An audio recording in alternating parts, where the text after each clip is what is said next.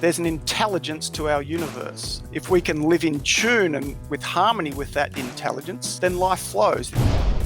The people were poor as anything, hardly had the shirt on their backs or the roof over their head. Villagers that would come to see him prescribe the local herbs, and I'd sit next to him and he'd just take one look at them and he'd whisper to me exactly what was wrong with them. Sleep cycle, which starts at around 10 p.m, and then we have breakfast if we're hungry in the morning, because traditionally that's what breakfast was, to break the fast. The ancient wisdom is that we fast occasionally when we're sick or when we've gone off track a little bit to bring it back to our baseline health level. But fasting is not a lifestyle. Fascinating trend happening all over the world called anal sunbathing, where people are pointing their tutu towards the sun. Does Ayurvedics tell us that there's anything in this, or are these people just crackpots who need to put their pants on? This episode is brought to you by Nail It and Scale It, the world's leading fast growth program for businesses. If you have ever wanted to grow your business faster than what you can right now, if you need to make more revenue, if you need more leads, if you need more clients, if you need to know how to plan your business in a strategic way in order to hit big goals, if you need to learn how to scale your business and grow your team and your business so that you have more freedom, then this program is for you. Imagine 3 days immersed with me where we cover all aspects of business, but we do it from an immersive but also an execution standpoint. We execute every step of the way, and we're looking at 5 key areas. We're looking at your psychology, we're looking at your marketing, your sales, your leadership, and we're looking at your planning and how we integrate these 5 key areas to grow your business and your brand quickly. So if you'd like to find out more information, kerwinray.com. And ladies and gentlemen, it's my absolute pleasure to welcome to the podcast Unstoppable today, Mark Bunn. How are you, Mark? I'm very well, buddy, and really looking forward to having the chat. Mate, it's great to have you here. Now, I feel a little bit privileged because I've gone through. I know a little bit about you, probably more than maybe some people who maybe don't know you from your AFL days. But one thing I like to always ask my guests whenever we get going is, if you're at a dinner party with 8 people that you've never met before, and the conversation turns to you and they say, "So, what do you do, Mark?" How do you actually answer that question? I usually start with something very simple along the lines of, I help people make their lives and their health simpler. If the first response is, isn't it tragic what's happening in the Middle East today, then I know not to go any further. But if they're interested, I then sort of delve into, well, what does that look like? And it's really about reminding people of what I call the simple, common sense, age-old, traditional wisdoms of health, collectively the ancient wisdoms of health and well-being, and then I basically help people practically integrate those into a very busy modern life, whether that's for their business team, their executive team, their company as a whole, or their individual health. And we sort of dive into things from there. And so at a general level, you're a health, happiness, and performance coach, and you've got a background. You played AFL from 1990 to 1995, including a bit of a stint for Fitzroy. So you've got a bit of a background in performance, yeah? Yeah, I started off at Fitzroy and then had 3 years at Hawthorn. But I was one of those players. Looking back, I was fortunate. I was just on the edge, basically. So I was always looking for an advantage. I wasn't the most gifted player. I wasn't a superstar by any stretch of the imagination. So I was always looking for performance tools, fitness tools, and I was studying Western health science at the time. And then the guy who taught me something called transcendental meditation when I was 19 gave me a book on Ayurvedic medicine and how it applies to sports performance. And it was one of those sort of light bulb moments where everything starts sort of going off and you sort of see things in a whole different light about performance and health. And that's where the journey started. So you were introduced to transcendental at the age of 19. Yeah. So what a blessing. Yeah. Yeah, no, I always sort of think of myself as a bit of a pioneering weirdo, So literally 30 years ago, I was doing transcendental meditation, and I'd sneak off into the change rooms before a game at the MCG and meditate while everyone else is banging out the Pat Benatar or the Iron Maiden, and I was doing sun salutes and nasal breathing, 30 years ago, and people thought I was a wacko, but today most of that stuff's pretty mainstream, so it's good to be need a mainstream wacko today. Yeah, exactly. People are catching up. Where does your journey begin, mate? Because performance seems to be a strong part of your life. I'm going to assume you probably started playing sports and football at a very early age. Where does it all begin? Where were you born, mate? I was born in Melbourne, grew up in Melbourne, And as I said, my sort of as a teenager, my whole life was based around trying to make AFL football. That was my one goal. Girls were secondary, study was secondary, and that was a really key focus. And I guess it was during that time that I made this transition, and this book was a really big factor in it. That's this idea of Ayurvedic medicine, which is a traditional age-old system that sees health and well-being and performance in quite a different light. And to sum that up, it's basically, rather than just punishing ourselves always, whether it's in business, we're just always driving and driving and driving, that there's an intelligence to our universe, and there's an intelligence to our minds and bodies and emotions. And if we can live in tune and with harmony with that intelligence, then life flows. The analogy I always use is like a surfer, out at Manly and you're surfing. If you knew that there were certain waves that had come at certain times that are going to be beautiful, clean waves that you can catch and just enjoy the ride, nature does all the work. As long as you get the timing right, you just enjoy the ride. Whereas if you keep, trying to bash through the big waves and you have to dive everything, it's hard work, it's tiring. And this is life. And this is what I really came to realize. We can sort of go with nature in business, in sport, in art, whatever it is. And it's enjoyable, it flows, we stay healthy, we're productive, we're clarity of mind, or we can try and bang ourselves against the waves, and it's tough work and hard. And so I'm going to assume there was a part of your life, maybe in sport or in other aspects, where you were running the hard game. When did things change? You started meditating at 19, but I'm going to assume there had to be a moment that kind of pushed you in a different direction. Because from what I've experienced, being an early AFL player myself, it's not exactly, in most cases, well, most sports, I have to say, wouldn't be what you'd be considered, especially in this country, mindful. So how did that get on the radar, mate? yeah, the other end of the spectrum there. But and particularly back in the day, it was exact opposite of mindful. It was no pain, no gain. And so I had that as the background, and even my sports science training was all about that same. And I guess it was 1993, 94.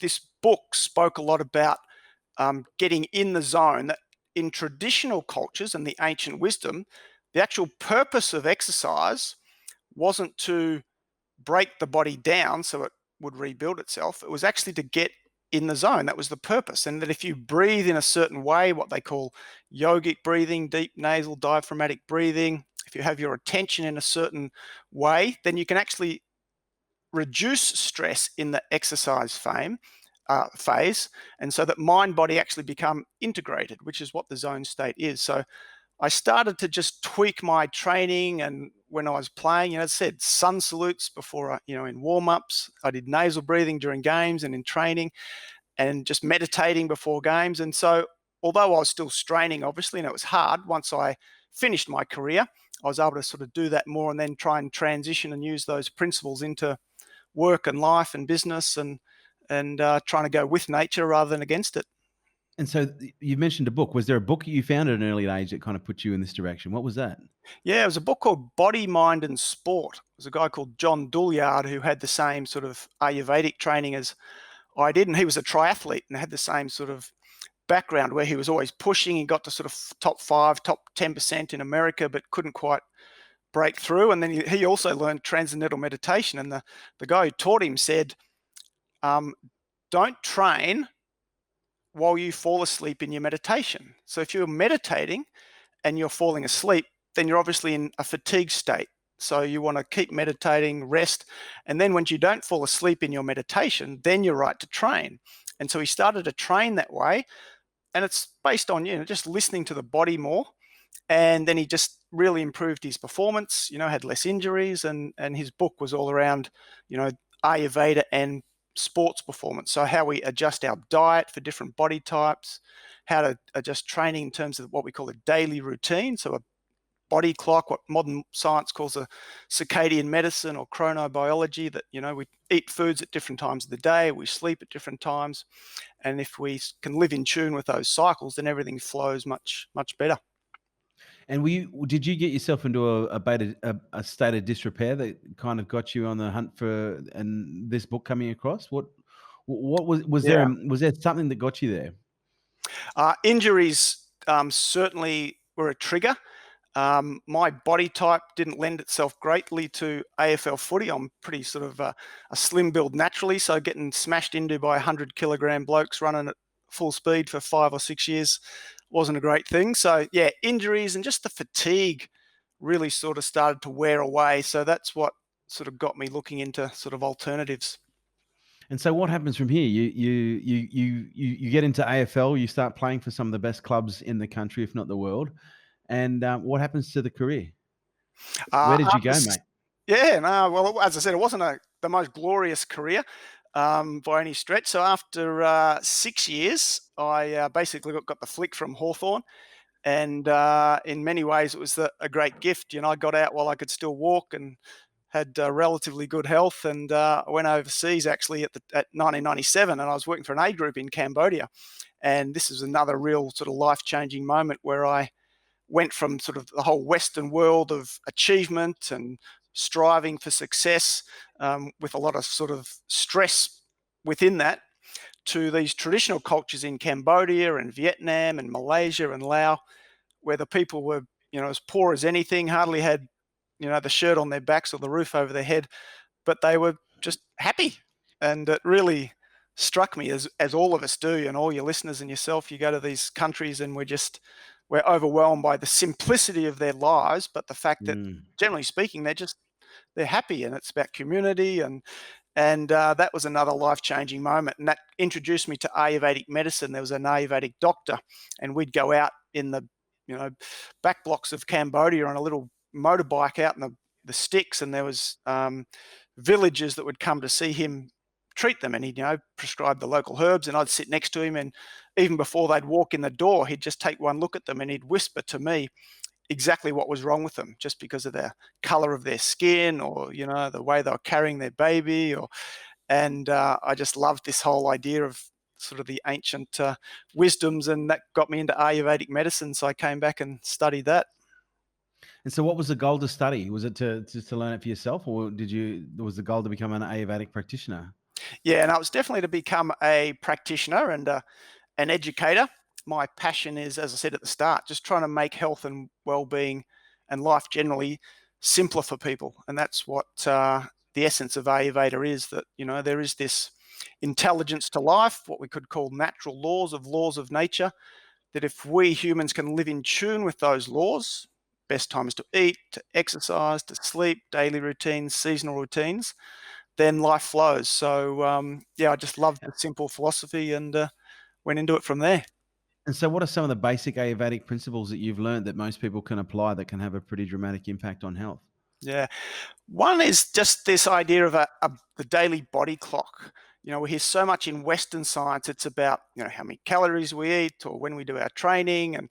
But in Ayurveda, it's not so much just what we do, but more importantly, when we do it. And I said, this is getting backed up now with, circadian medicine, chronobiology. But in Ayurveda, there's a body clock. And in the middle of the day is when the sun is at its peak. And the sun actually regulates most of our internal body clock, and our internal digestive fire, which we can link to the sun's fire, is actually strongest in the middle of the day. And this is why when you go to Europe or Asia, traditional cultures, lunch is the main meal of the day. As we Mm. go through the day and night descends, the sun sets. So that means the cosmic fire, if you like, is dying down, allowing us as humans to get ready for the sleep cycle, which is obviously our repair and rejuvenation cycle.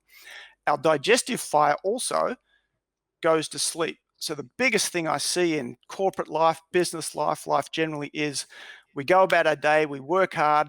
If we get any time for lunch, it's, we throw something down before the next meeting or while we're getting the email off to an important client. So we don't give any much respect to lunchtime. And then we get home at the end of the day when the sun's set, the digestive fire is going to sleep, and we have this big substantial meal with the family, the steak and 3 veg or the chicken parma or whatever it is, and the body's just not set up to digest it. So it compromises the sleep cycle. People wake up heavy. In business environments, we talk a lot about, the morning routine, getting the morning routine right. Well, in Ayurvedic medicine, we actually start with the evening routine, because unless you get Mm. the evening routine right first, you can't naturally have a good productive, motivated, energized morning routine. So one of the key things I get people to do is just gradually, if it's not in their routine already, to start lightening up the evening meal, so that the evening meal is a lighter, more easily digested meal. Have your heavier foods at lunchtime if you're a meat eater, lunchtime, and then go to bed on a much lighter evening meal. Sleep's absolutely dynamite, more energy, you wake up early, you're motivated to exercise, you're clearer thinking in the morning to strategize for your business or whatever it is. So it's a game changer.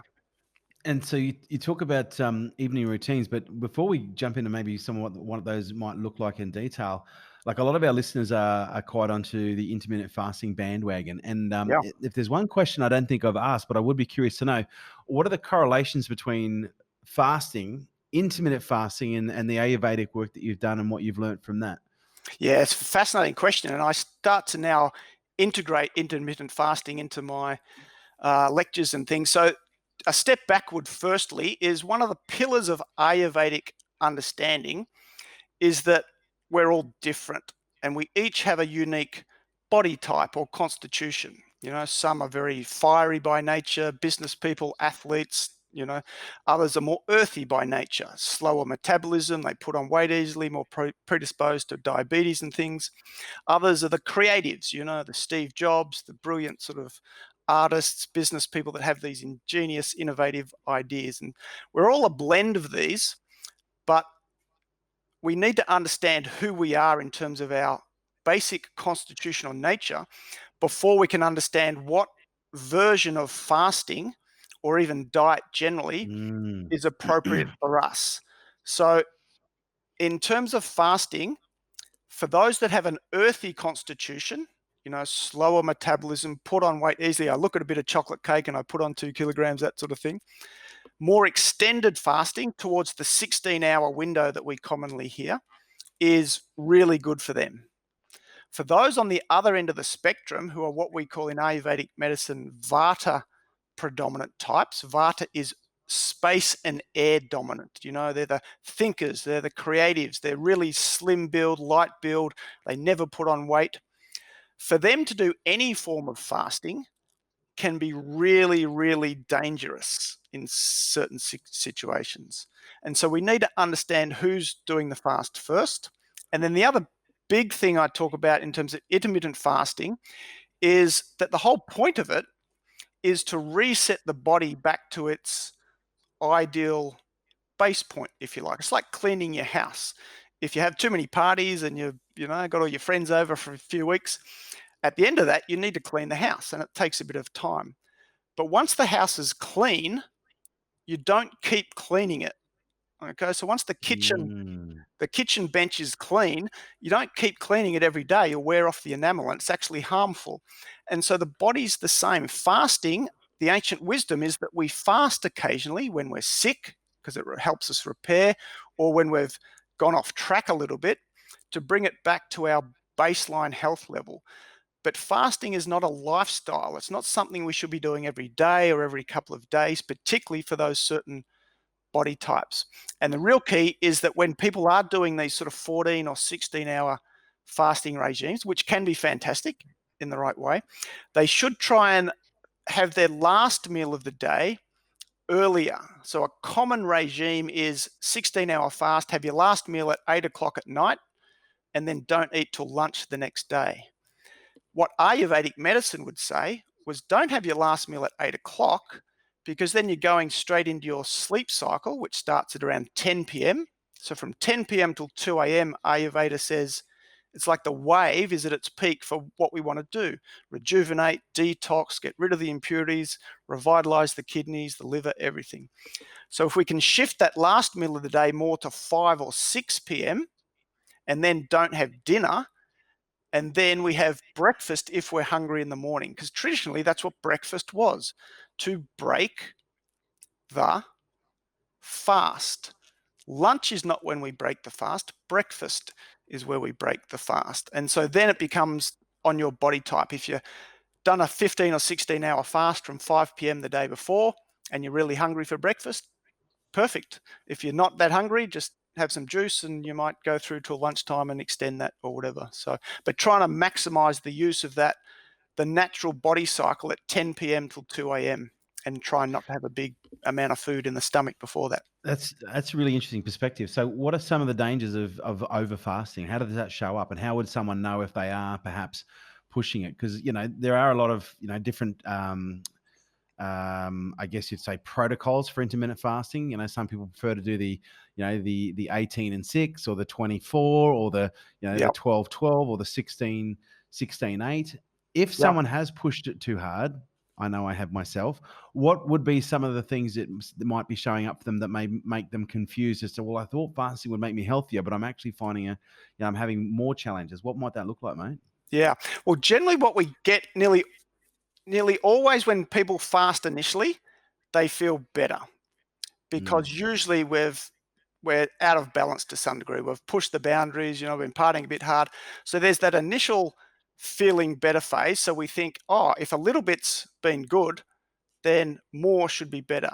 And that's where we run into problems. So the actual specific red lights, if you like, are going to be different for each body type. The earthy types will generally do very well on regular intermittent fasting. They generally don't have too much problems. The pitta types, which are more these fiery types, when we fast, we actually put the digestive fire out. These people are used to having a really strong digestion, strong appetite. They look forward to meal times, and it gives them that energy to perform at an elite level. So these people will often find that they get digestive problems. It's a bit like when we fast, the space and air increases. It's like someone opens the door and the wind comes in and it starts to blow the fire out. Okay. And so we get that fire spreads in the body. So pitta types get irritable, they get frustrated with things, they get digestive issues, so acid reflux type things, because the pitta is not in the stomach, it's starting to flare out, skin rashes, that sort of thing. Sleep tends to get compromised when we fast too much, because it's too much space and air, we're not grounded enough. And for these, what we call vata types, or those that are space and air types, then they'll get red lights really, really quickly. They won't be able to sleep, insomnia, their cortisol levels will go up, so they won't be resilient to stress. They'll get very anxious, worried.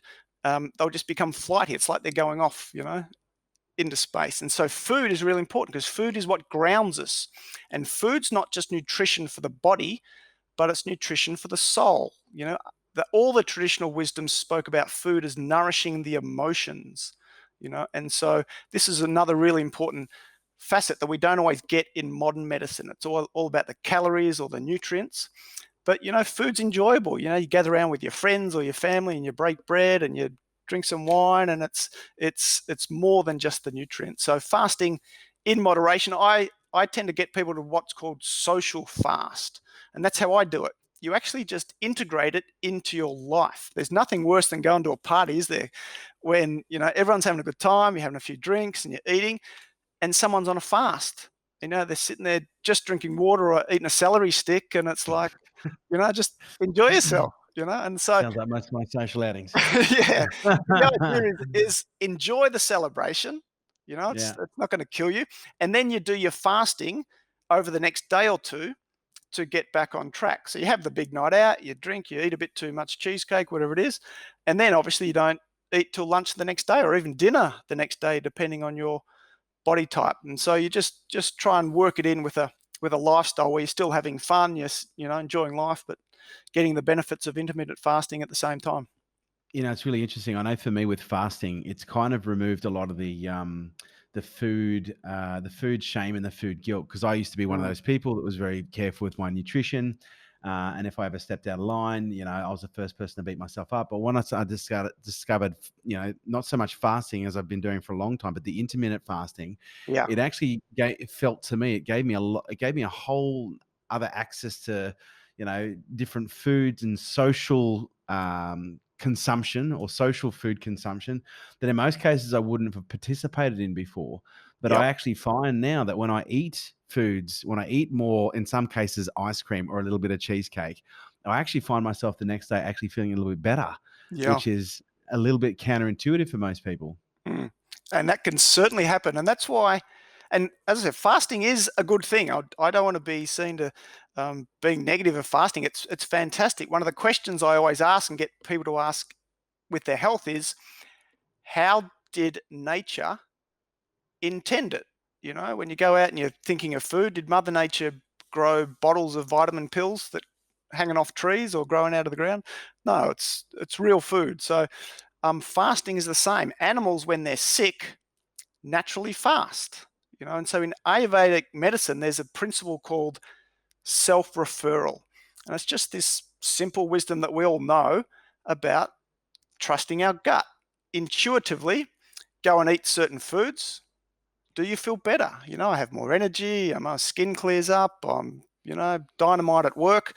Fantastic. If you eat certain foods or you fast too much or too little, you know, do I feel heavy and bloated? And, you know, we're an infinitely intelligent organism, the human body, and sometimes we just need to tune in and listen to the feedback it's giving us rather than just Mm. going with what the expert advice is all the time. And And it'll tell us. when we flip back to meditation for a second, there are so many different forms of meditation available. I know I did a whole range before I found Vedic.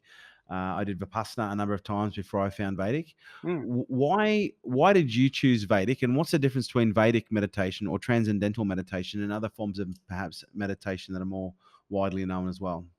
Yeah, so really interesting. And one of the beauties today is that we have neuroscience. And just in the last couple of years, what neuroscience has done is shown us that all different types of meditation basically fall into one of three categories. The first is what's called focused attention. And that's the traditional, you know, you think of the old sort of Zen Buddhism, the back straight and the, you know, monks walking around with the stick, making sure you're upright. And it's very regimented. Often there's a strong concentration focus. And basically it keeps the mind active. If we had an analogy of an ocean, on the surface of the ocean are waves. Often those waves are sort of crashing into each other. They're agitated. It's turbulent on the surface of the ocean. But if we could dive down to the depths of the ocean is completely calm, silent. And so anything that keeps the mind active, in a sense, keeps us on the surface level of the mind or the ocean. And this is what focused attention generally does. The second form, what they've found, is called open monitoring.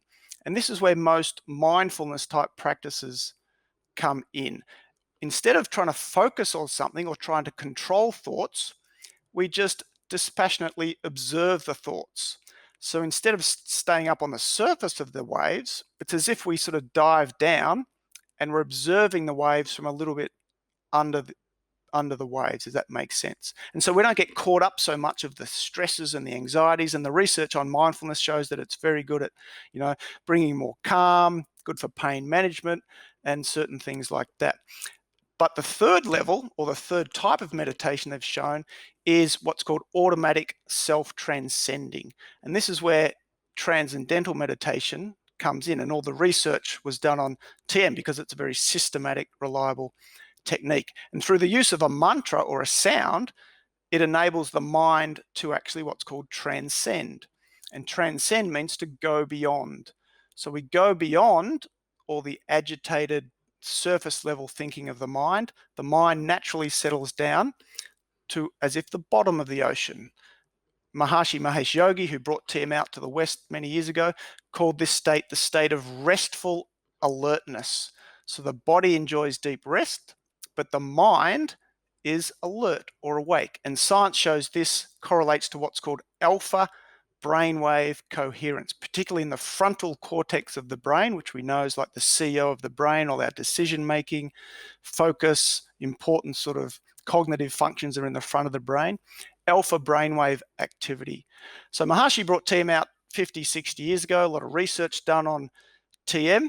And then, you know, naturally with that research, other groups or whatever have sort of taken the basic principle of TM and expanded or used it in other forms. And that's where Vedic meditation comes in. So they're the three principal types. And so it seems to me we've already covered a couple of incredibly good performance hacks. And, I often joke with my mates about opening up an anti-aging clinic Yeah, where the only thing would teach people is, meditation, fasting, and, solid exercise and hydration practices. yeah, Outside of fasting and using fasting intermittently and also, situationally, and outside of meditation, what other Vedic hacks have you learned? And again, I know that's a very Western term because every Western is looking for the hack. They're looking for the button. They're looking for that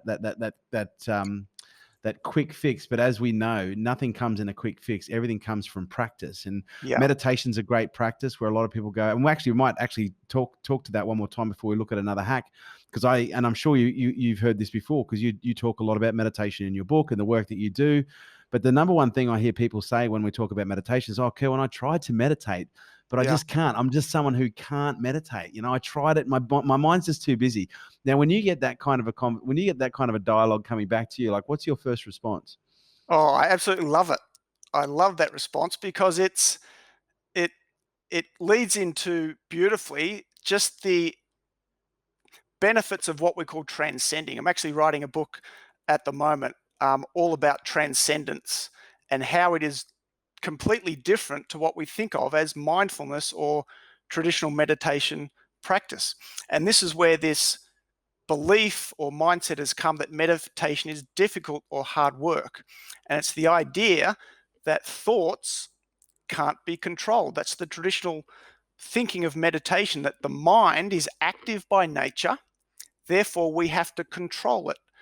And one of my favorite analogies that Maharshi would speak about when he would teach TM was about the honeybee. The honeybee is active only while it hasn't found what it's looking for. Once it finds the nectar, it stops.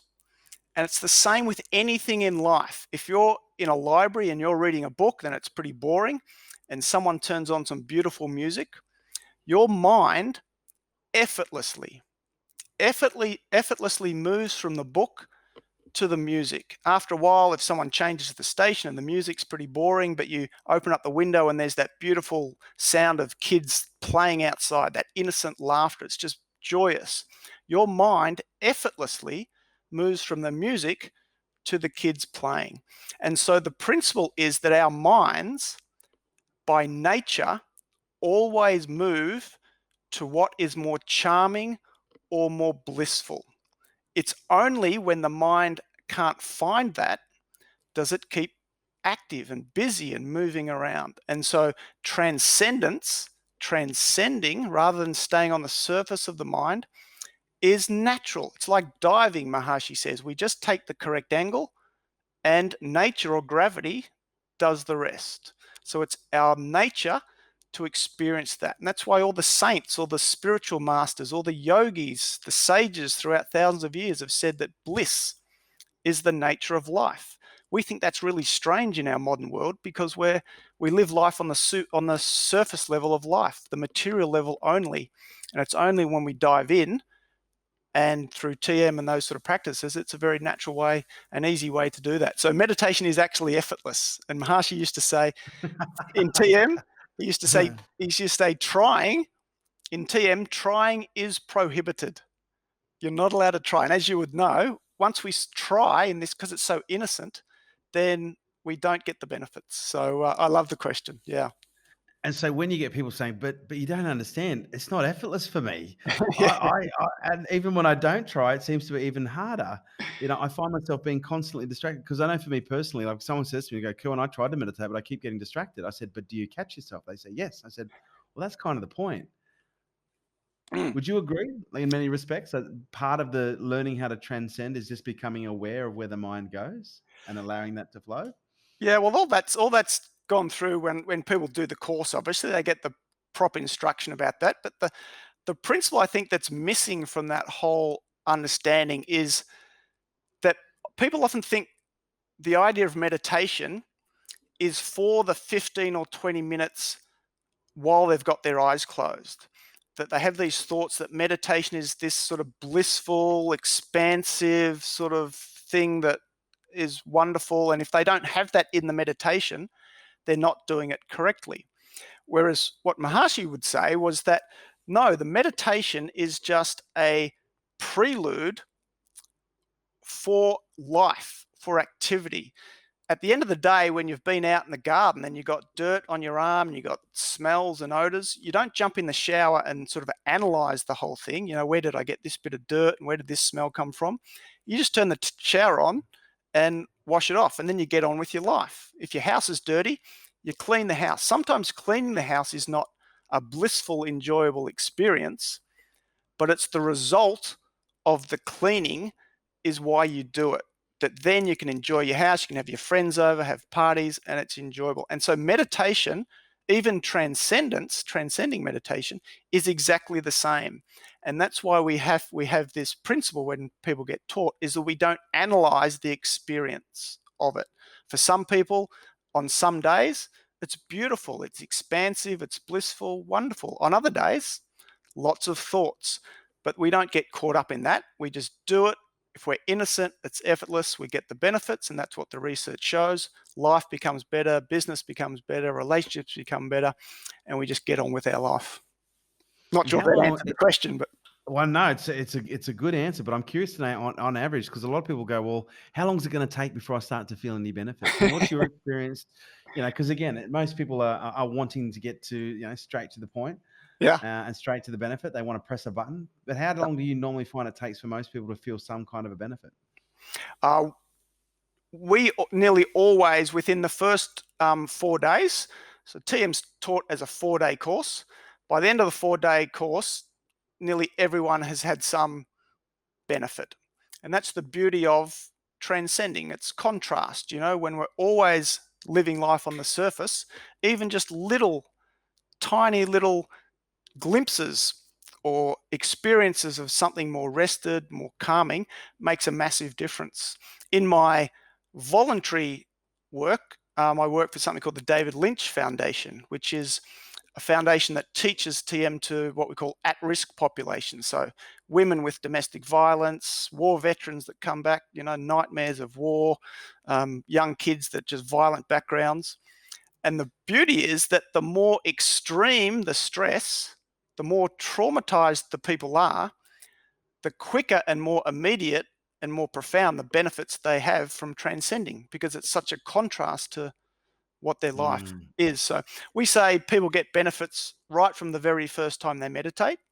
But as you're alluding to, we're all different. Some people that maybe don't have a very stressful life, they're already pretty happy and balanced, then obviously those changes aren't so sort of stark than others that have had a pretty rough ride. So what's another performance hack that you've learned, you know, outside of the meditation and the fasting? Like, what's another practice that you've introduced as a daily or a weekly routine that is perhaps not a 1%, but maybe a 4 or a 5% or a 10% when it comes to what it gives back? The one that comes to mind is early morning sunlight exposure. Modern science is gradually picking up on this over the last few years, a bit more research on the benefits of it.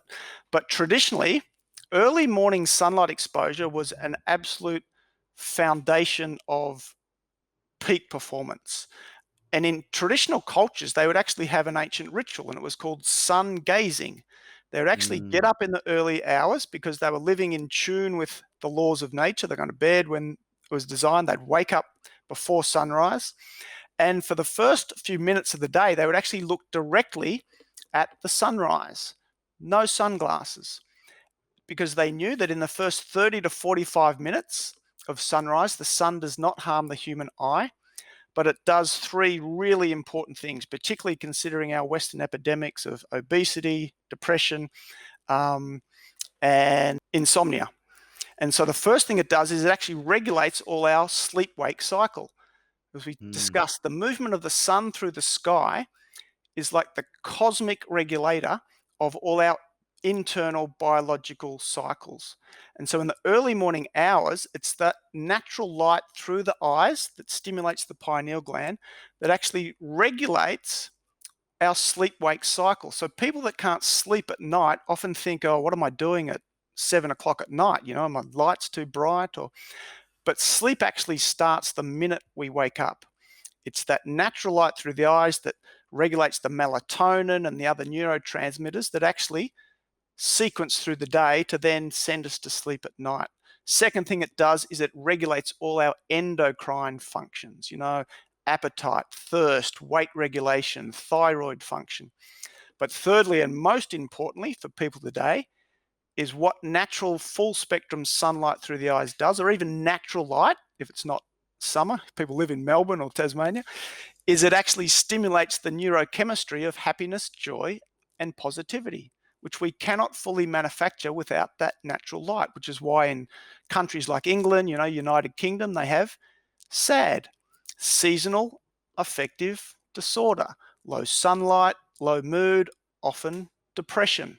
And so that's why I say one of the best things, as you say, we don't always use the word hack, but one of the simplest thing, doesn't cost anyone any money, doesn't really take much time out of your day, is just get outside in the early morning hours. And if the sun's coming up, actually just look at it, sun gaze for 30 seconds, a minute. You can gradually build up over time. Or if you're not sure, if you want to be cautious and you're worried about damaging your eyes or anything like that, you can actually just look at the sun, and even do this in the middle of the day, just with your eyes closed and with your hands over your eyes. And so that still stimulates all the rods and cones in the eyes. They say that's very good for visual performance, but it also very, very good mentally, emotionally, and even spiritually. Great way to get a quick dose of vitamin D first thing in the morning as well. And it's something that I've been doing because I started losing my short-sightedness. I think it was maybe about 9 months ago. And I freaked out because I was like, I've had 20/20 my whole life. I've enjoyed solid vision. And then, one morning I woke up and it was like I had sleep in my eyes and I couldn't wipe it out of my eyes. And again, it's the dangers of, the screen, the dangers of looking at our phone. And, I sat down with a very wise, medicine man who said, well, look, Kerwin, when you're constantly fixing your gaze at one point, the part of your eye that is used to flexing no longer flexes as much and it becomes stiff. And it's not letting in the right type of light, and the light that it's letting in is actually, going towards its, contributing towards its hardening. And so I started a routine of gallbladder cleansing, liver cleansing, drinking lemon juices in the morning. Like I'm talking half liter of lemon juice in the morning and carrot juice, but sun gazing as well. And I actually found sun gazing was the thing that actually started to bring my eyes back. And what's so interesting is I can do 2 or 3 days of sun gazing in a row, and I can actually focus better at short distances. It's phenomenal. It's actually quite remarkable. Yeah, it's fascinating, really fascinating. And the point, just to pick up on with vitamin D, is there's some really interesting research on that over the last decade. And again, written about this in books and things. But for maximum or proper vitamin D, we have to understand that it's actually separate from sun gazing. And so it relates to when we get the sun hitting the skin. And what they've found is that it's between, generally, depending on the latitude and depending on the time of the year, it's actually only in the middle of the day that we get vitamin D from the sun, because the sun has 2 main aspects, UVA and UVB. And it's only UVB radiation that actually stimulates or synthesizes vitamin D in the skin. And UVB actually goes on like a bell curve during the day. And in most locations, it's actually only peaks in the middle of the day. So in America, 15 years ago, they used to have these sort of eccentric early researchers that one was called Crispin Sullivan. She wrote a book called Get Naked at Noon. And it was, of course, the exact opposite of what we were told, particularly over here. Our cancer councils, you've got to avoid the midday sun, get your sun in the early morning. So the early morning sunlight, sun gazing, is fantastic for all the reasons you've pointed out in terms of, eyesight and mood and regulating these cycles. But for our vitamin D sunlight, we need to get that closer to the middle of the day. Yeah, right. Because it's interesting, because I thought someone told me only recently that the only way we can absorb vitamin D is through the eyes. I must have got that wrong. It's through the skin, midday sun. Midday sun, Get Naked at Nude. I've got a couple of blogs on that, and really important that when it's summer, you don't wash yourself. You don't go and have a shower with soap after your vitamin D exposure, because one of the things they have found is that our modern soaps actually reduce the vitamin D that we do absorb through the skin. So Yeah. Now, I have seen this fascinating trend happening all over the world called anal bathing, anal sunbathing, where people are, pointing their tutu towards the sun in order to absorb. I don't know. Is there anything in this from the Vedics? Does the Vedics tell us that there's anything in this, or are these people just crackpots who need to put their pants on? I haven't actually heard of the anal one. I was doing a podcast with a guy a few months ago, and he told me about testes, bathing the testes. The men get the Yeah, testes wow. out and bathe those. So I'm assuming that the skin is obviously a lot more delicate and sensitive there. So there may be some science behind it. I don't know about it. But Look, the other thing we have to be careful with is when we're exposing parts of the body that aren't used to sunlight to UVA and UVB radiation, then it's more a delicate situation, pardon the pun, So it's like when those with Caucasian skin, English people come to the harsh climate of Australia, that traditional white skin, and their bodies hadn't built up a resistance and a pigmentation to that amount of sunlight. And that's where we get into trouble with skin cancers and melanomas. It's not that the sun is in itself harmful, but we can overexpose it. So I'd suggest people looking to these sort of left field types of sunbathing want to be a little bit cautious with them. now, for mate, that you've reason. dropped some incredible information bombs while you've been there. You've actually even written a book on this and more. Is that right? Yeah, I wrote a book, Ancient Wisdom for Modern Health. It's actually going to be a 3-book series. So that's the first book, which goes through all this, the natural cycles, the daily cycles we've discussed, emotional health, exercise, how traditional cultures saw exercise as almost like a meditation and a means to higher states of consciousness, all the sunlight, the earthing, all that sort of stuff. And we're just about to finish the second book in the series over the next couple of months, hopefully. And the second book, it's going to be book 2 on the ancient wisdom for modern health? Correct. Yes. And what additions is going to be in this book that wasn't in the first book? This one we're calling it the Higher Wisdoms. So it's basically a deeper dive into the ancient Vedic or Ayurvedic philosophy of life. So we talk about Dharma. Dharma's, our life purpose, that sort of activity that we're sort of born to fulfill. Instead of going into diet, we look into digestion. So in Ayurveda, there's a principle that digestion is actually more important than diet. And so we dive into that. We go into the body types in detail. So how to understand what your body type is. So therefore what foods and activities and relationships and types of work are most conducive to your body type. There'll be stuff on the senses, how to sort of create balance through the different senses, visual, sound, all that sort of stuff. And a few other bits and pieces. Mark, as I said, you've dropped some incredible knowledge bombs here today. If people want to find out more information or find out more about where they can get the book or the pre-order the upcoming book, where's the best place for people to find you, mate? Yeah, it's just Mark Bunn, bunn.com.au, and they can find everything there, from the podcast to the books to online programs to conference speaking or whatever they like. So markbunn.com.au. And also on all the social channels as well?